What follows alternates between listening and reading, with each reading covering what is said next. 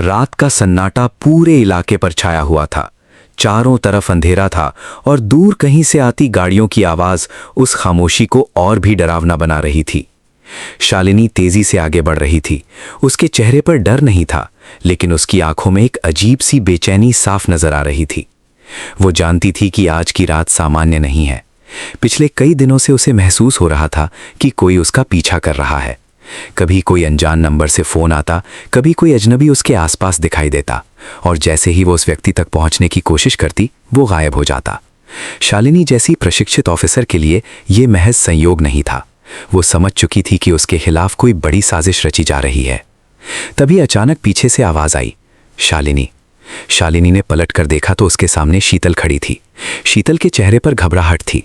वो कुछ कहना चाहती थी, लेकिन उसकी आवाज जैसे उसके गले में अटक गई थी। शालिनी ने तुरंत पूछा, शीतल, तुम यहाँ क्या कर रही हो और इतनी रात को अकेली क्यों आई हो? शीतल ने कांपती हुई आवाज में कहा, गलती हो गई मुझसे, बहुत बड़ी गलती हो गई। मैंने अपनी जिंदगी में ऐसा कुछ कर दिया है जिसका मुझे अब पछतावा हो रहा है। प्लीज शालिनी, मुझे बचा लो। शालिनी कुछ समझ पाती उससे पहले ही पीछे से एक तेज आवाज हुई। शीतल डरकर पीछे हट गई। शालिनी ने तुरंत अपनी नजरें चारों तरफ दौड़ाईं। उसे एहसास हो गया कि वे दोनों अकेली नहीं हैं, कोई उन्हें दूर से देख रहा था। शालिनी ने शीतल का हाथ पकड़ा और कहा, जो भी हुआ है मुझे अभी सब सच सच बताओ। शीतल रोते हुए बोली, अगर मैंने सच बता दिया तो वो मुझे मार देगा। शालिनी ने सख्त आवाज में कहा, जब तक मैं तुम्हारे साथ हूं कोई तुम्हें हाथ नहीं लगा सकता। तभी अंधेरे से एक आवाज गूंजी, तुम बहुत देर कर चुकी हो शालिनी। शालिनी ने तुरंत हथियार निकाल लिया। उसने चारों तरफ देखा, लेकिन कोई दिखाई नहीं दिया। आवाज फिर आई, तुम्हें लगता है कि तुम दूसरों को बचाने आई हो, तुम्हें नहीं पता कि असली निशाना कौन है। शालिनी ने जवाब दिया, सामने आओ और बात करो। अचानक एक परछाई पेड़ों के पीछे से निकली। शीतल चीख पड़ी। उसने शालिनी से कहा, भागो, लेकिन शालिनी पीछे हटने वाली नहीं थी।